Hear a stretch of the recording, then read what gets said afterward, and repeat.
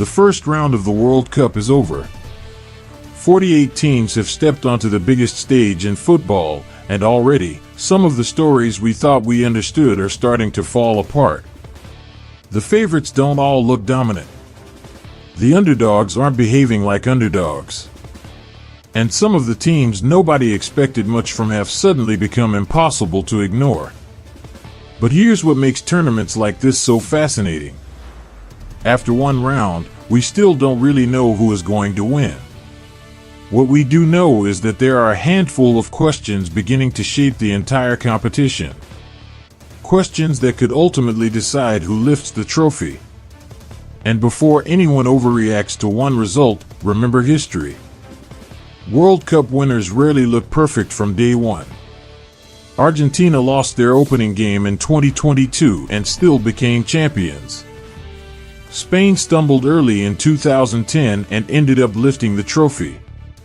Even the greatest teams have moments that create doubt. One match doesn't tell us everything, but it tells us enough to spot the trends, enough to see where the danger signs are appearing, and enough to identify which teams might be ready to surprise everyone.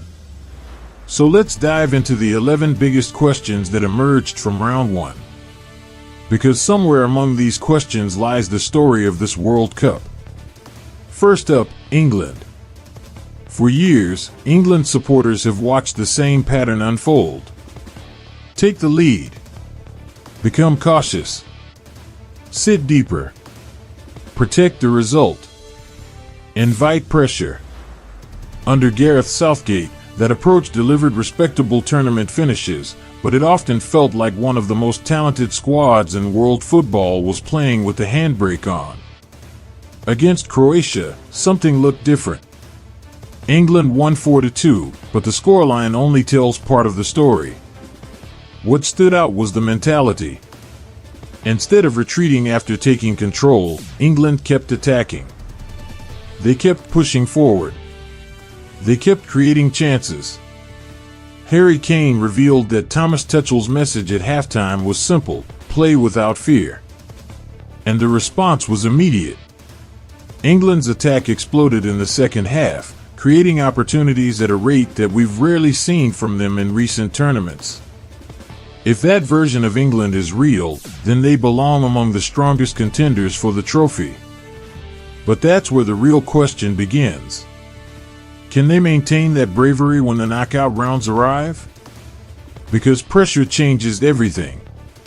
It's easy to play freely when confidence is high.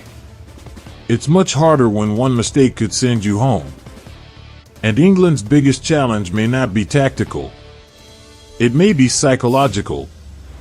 Next comes the United States. For a team that has spent the last couple of years surrounded by criticism and uncertainty, their performance against Paraguay felt like a statement. A 4-1 victory. Aggressive pressing. Constant movement. Relentless energy. Mauricio Pochettino pushed his midfield forward and encouraged his players to attack space whenever possible. The result was one of the most impressive displays of the opening round. But there is still a concern. This midfield thrives on intensity rather than control. When the press works, the United States can overwhelm opponents. When it doesn't, large gaps begin to appear. Against weaker teams, that risk may be manageable. Against elite opposition, it could become a serious problem. Which means the real test is still coming. And when it arrives, we'll quickly learn whether this American team is a genuine contender or simply enjoying a strong start. Now let's talk about the biggest storyline in world football. Portugal and Cristiano Ronaldo. After the draw against Congo, the debate has become impossible to ignore. Ronaldo remains one of the greatest players the sport has ever seen. Nobody can erase what he has accomplished. But tournaments are about the present, not the past. Portugal possess one of the most talented midfields in the competition. Creative players. Technical players. Players capable of controlling games. Yet too often, Their entire system appears focused on finding Ronaldo. The question facing Roberto Martinez is incredibly difficult. Can Portugal reach their full potential while building everything around their captain? Or would a more mobile striker unlock an entirely different version of this team? It's a decision loaded with risk, because leaving Ronaldo on the bench would create headlines around the world. But continuing exactly as they are might prevent Portugal from becoming the team they could be. And that makes this one of the defining questions of the tournament. Then there is Turkey, a team that always seems to arrive carrying dark horse expectations, and a team that often struggles to fulfill them. The defeat against Australia has revived old concerns. Turkey have talented individuals. Nobody doubts that. The problem is turning talent into consistency. Against Australia, they took plenty of shots, but many of them came from poor positions. Their attack produced activity without producing enough real danger. Arda Güler entered the tournament with huge expectations. Instead, he found himself attempting difficult efforts from distance rather than influencing the game closer to goal. And tournaments are ruthless. Talent alone isn't enough. Structure matters. Discipline matters. Decision-making matters. Turkey still have time to recover, but the margin for error is already shrinking. Now for one of the most exciting stories of the tournament. Every World Cup introduces a new superstar to a global audience. And right now, one young player looks ready to seize that opportunity. Ousmane Dembele of Ivory Coast. At just 19 years old, he delivered a performance that immediately grabbed attention.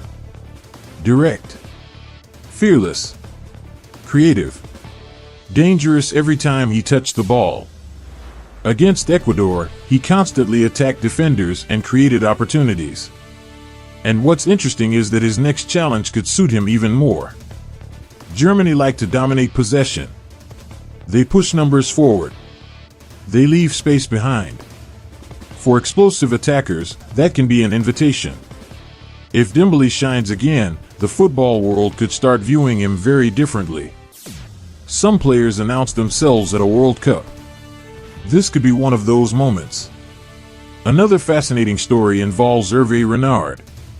Football has always loved unusual narratives, and few managers have built a reputation quite like his. From stunning victories with Saudi Arabia to major successes in Africa, Renard has repeatedly found ways to exceed expectations. Now he finds himself leading Tunisia under extraordinary circumstances. Taking over a team during a World Cup is an almost impossible task. Yet if anyone can turn chaos into opportunity, Renard's history suggests it might be him. Can he create one more unforgettable tournament story? We are about to find out. Then there's France. Perhaps the most confusing team of the opening round. Because against Senegal, we saw two completely different versions of the same squad. The first half was worrying. Disconnected. Slow. Lacking ideas. The second half was terrifying. A tactical adjustment transformed everything. Moving Michael Ollis into a central role gave France creativity and control. Suddenly chances were appearing everywhere. Suddenly Mbappe looked dangerous. Suddenly France resembled the powerhouse everyone expected. Which version is the real France? That's the question. Because their ceiling may be higher than anyone else's, but their inconsistency remains impossible to ignore. Spain faced a different challenge. Against Cape Verde, they dominated possession, controlled midfield, created pressure, yet somehow failed to score. The reason becomes obvious when you look at who wasn't fully available. Lamine Yamal, Nico Williams. Two players capable of creating something from absolutely nothing. When defenses are organized, individual brilliance often becomes the difference. Spain looked far less threatening without those qualities on the pitch. The concern isn't whether they are talented enough. The concern is whether they can regain full fitness before the knockout rounds begin. Because World Cups move quickly, and opportunities disappear fast. Brazil may have the most uncomfortable question of all. Who exactly are they? For decades, Brazil's identity was obvious. Creativity, skill, attacking football, danger on the counterattack.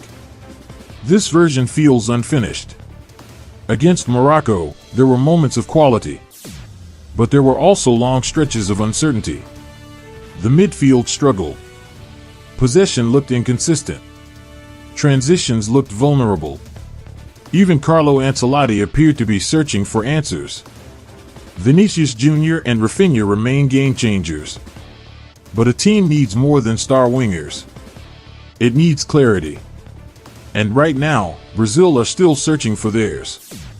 One of the biggest surprises of round one came from Africa. Again and again, African teams exceeded expectations. Ivory Coast impressed. Cape Verde shocked Spain. Morocco challenged Brazil. Congo frustrated Portugal. Egypt competed strongly. Ghana found a dramatic victory. Was it a coincidence? Maybe. But it might also reflect something deeper. Many of these squads entered the World Cup with established chemistry and recent experience in high-pressure continental competition.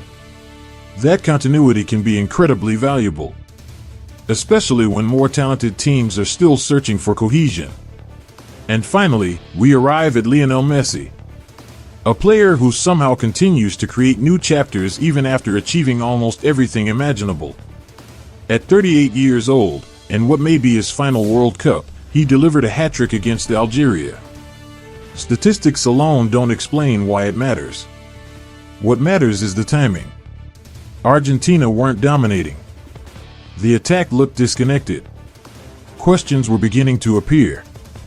Then Messi produced a moment of brilliance. And suddenly everything changed. That's what makes Argentina so dangerous. They don't necessarily need perfection. They don't need 90 minutes of dominance. They just need one decisive moment from the greatest player of his generation. And somehow, he keeps delivering them. So after one round, where do we stand? England look liberated. The United States look exciting. Portugal remain a puzzle. France look unpredictable. Spain need their stars fully fit. Brazil are still searching for an identity. African teams look fearless. And Lionel Messi continues to make the impossible feel routine. 11 questions. Countless possibilities. And almost none of the answers have arrived yet. That's what makes the next round so important. Because this is the stage where potential turns into reality. Where contenders reveal themselves. And where dreams either grow stronger or begin to collapse. The World Cup has only just begun. And the most important chapters are still waiting to be written.